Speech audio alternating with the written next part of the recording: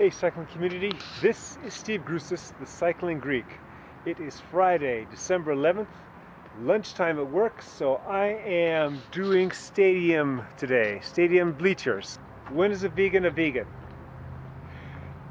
You may recall from my previous videos that before I started training for national, that my eating regimen was primarily Mediterranean, and since I'm Greek, that works out quite nicely. I experimented this year and decided to cut for my nationals training. I went and shifted my diet over to the raw end of vegan. Well, I got my first one coming up here. I'll continue after I get back down.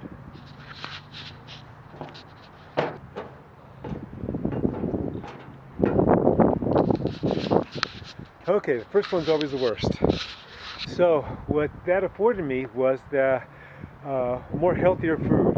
I read a lot of labels and made sure that that was more on the healthier end. Also, the food that I was eating was not calorically dense. And if I needed to eat calorically dense food, especially after working out, then I tended toward dates, figs to a point, and bananas. I think it's time for number 2.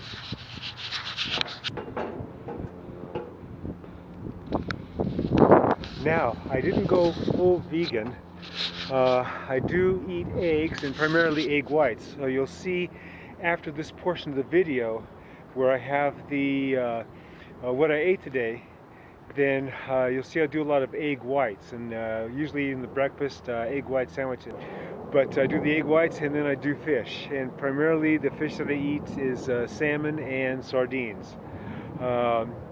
Mainly because I like to do it. It's also a good source of protein. There's other good sources. There's good vegan sources of protein, but I don't seek those out specifically.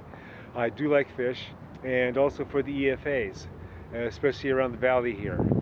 I had a previous video talking about the air quality and the pesticides, etc. that's in the valley, and the EFAs help with that a lot. Okay, number 3.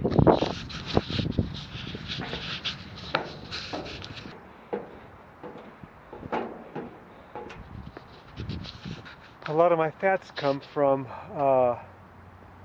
avocado, seeds and nuts, and the fish that I eat.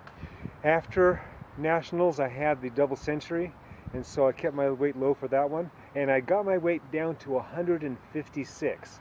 And that's pretty darn lean. I'm about 6 foot half an inch.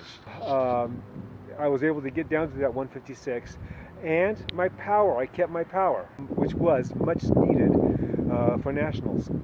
So after nationals and after the double century, then I didn't worry about maintaining that low weight.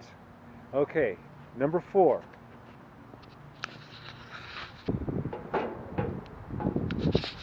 Once I was in my off season, I did not worry about minimizing my caloric intake, and I've gone up to about 165, 166.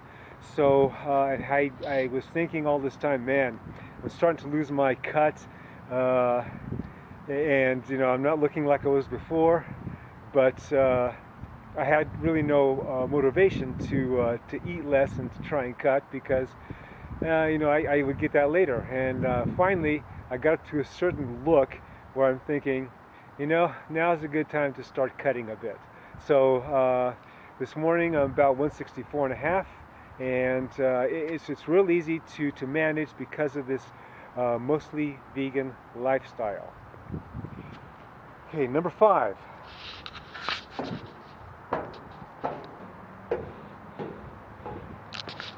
When I first shifted over to the vegan, raw vegan end of the lifestyle, my eating regimen, for motivation, although I didn't really need much motivation, but for the added motivation and to learn the finer points, I started watching YouTube videos from various vegan sites, and the 2 that I liked a lot, that I'm still subscribed to, are Durian Rider and Freely the Banana Girl, and she's darn cute. But they have a lot of good information, and that helped me to stay on track. So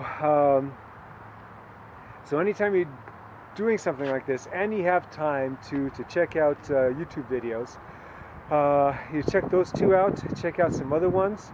There's a lot of good information. There's I believe, the Vegan Corner, where they talk about basically how to make recipes, and it's usually 3-4 minutes long, not long, and so that helped a lot. Okay, number 6.